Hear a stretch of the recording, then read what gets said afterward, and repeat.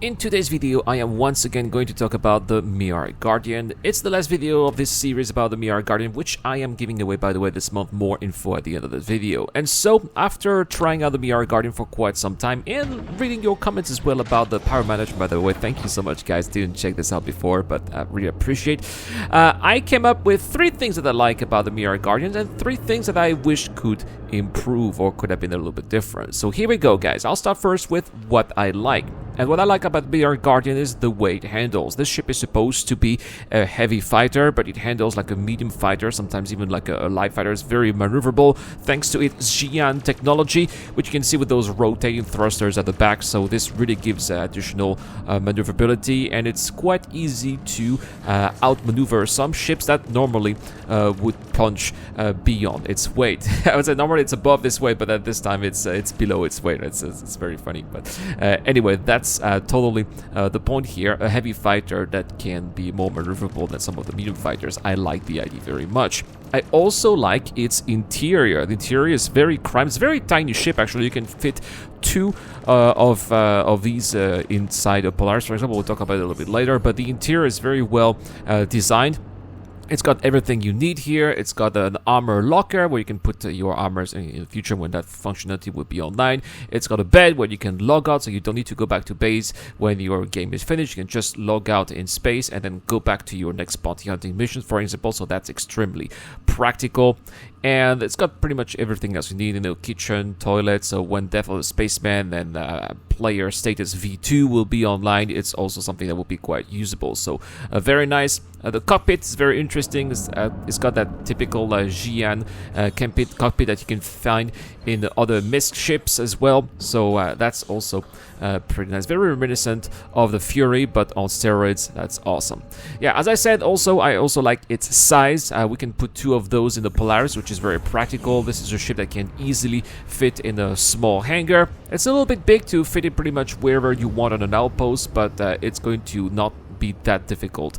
Either you can also park it pretty close to any bunkers, or if you do any illegal bunkers where you have turrets that shoot you, you can also easily park behind small spots, behind rocks that will prevent you from being shot. So I like that a lot. Now, there are a couple of things that need to improve that I wished were a little bit different, of course, for this ship.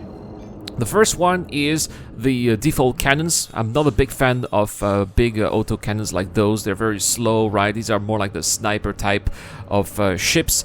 So they're practical against larger targets, right? But when you are dogfighting against small ships, it's pretty difficult to hit a small target there. So you can always switch the autocannons with laser repeaters. This is what I've done in the previous video where you guys told me that I could put more power to the laser repeaters, which I did, so thank you so much, guys.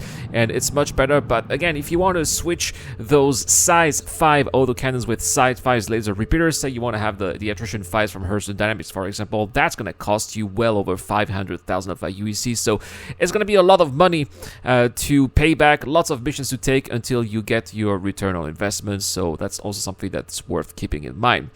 The other thing that I don't really like are the wings at the front. Sure, it gives this kind of TIE interceptor looks that's pretty awesome, for sure, right? That's rule of cool, I would say, but what are they here for? I mean, they would have been making sense here if there were maybe some smaller guns put on those wings. I'd say that it would have been cool to mount some size 3 guns on those wings, so we would have 4 guns instead of 2.